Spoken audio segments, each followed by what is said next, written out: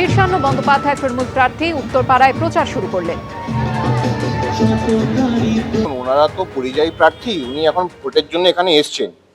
ওনাকে সেই জন্য এটা চৌঠামের পরে দেখবেন এই নাম্বারে ফোন করলে হ্যাঁ উপভোক্তা অ্যাভেলেবেল নেই বলবে। সুতরাং এটাতে আমার একটাই নাম্বার, সেটা আমার ফেসবুক, ইনস্টাগ্রাম, এক্স হ্যান্ডেল সব জায়গায় সেই নাম্বার অ্যাভেলেবেল আছে। আমার ওকালতি জীবনে যত ক্লায়েন্ট আছে তাদের সবার কাছে সেই নাম্বার আছে। আমাকে ছোটবেলা থেকে যারা চেনে সেই সবার কাছে নাম্বার আছে। উত্তরপাড়ার যতজন আমাদের তৃণমূল কর্মী আছে, কাউন্সিলর আছে, চেয়ারম্যান আছে, পঞ্চায়েতের প্রধান, পঞ্চায়েতের মেম্বার, ব্লকের সভাপতি, টাউনের সভাপতি, সবার কাছে আমার একটাই নাম্বার আছে, সেটাই আমার কলিং নাম্বার, সেটাই আমার হোয়াটসঅ্যাপ নাম্বার। আমাকে ভোটের জন্য কোনো নাম্বার নিতে হয়নি এবং আমার একটা নাম্বারই এনাফ। আমরা এখানে 365 দিন থাকার লোক। আমি উত্তরপাড়ার ঘরের ছেলে, আমার নাম্বার পেতে অসুবিধা হবে না, আর নাম্বারও লাগবে না। উত্তরপাড়ার মানুষ আমাকে রাস্তাঘাটে, বাজারে, চায়ের দোকানে এমনি দেখতে পাবে। শিলিগুড়িতে প্রচার সারছেন বিজেপি প্রার্থী শঙ্কর ঘোষ। রবিবাসরীয় সকালে জমজমাট প্রচার।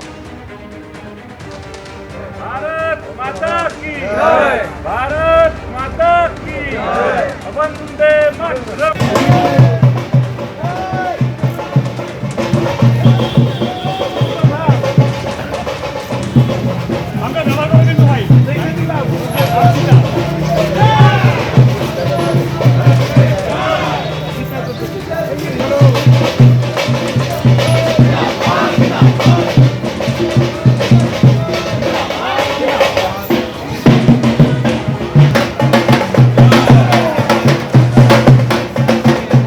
শঙ্কর ঘোষের পাশাপাশি আপনাদের যে ছবি দেখাচ্ছি, শিলিগুড়িতে পথে নেমে জনসংযোগ তৃণমূল প্রার্থী গৌতম দেবেরও।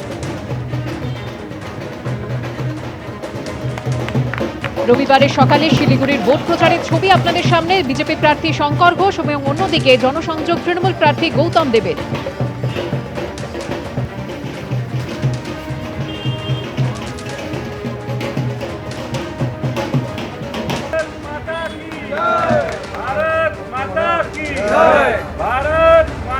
নতুন বলতে আমি শুধু এইটুকু বলবো যে মানুষের যে বিপুল সাড়া এই শিলিগুড়ি শহরে রয়েছে তার প্রতিফলন এর আগেও হয়েছে এবং ভবিষ্যতেও হবে।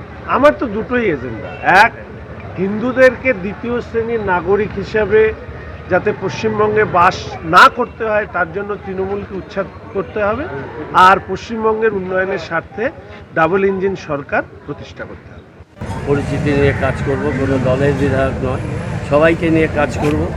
আর উন্নয়নই হবে একমাত্র মূল মন্ত্র।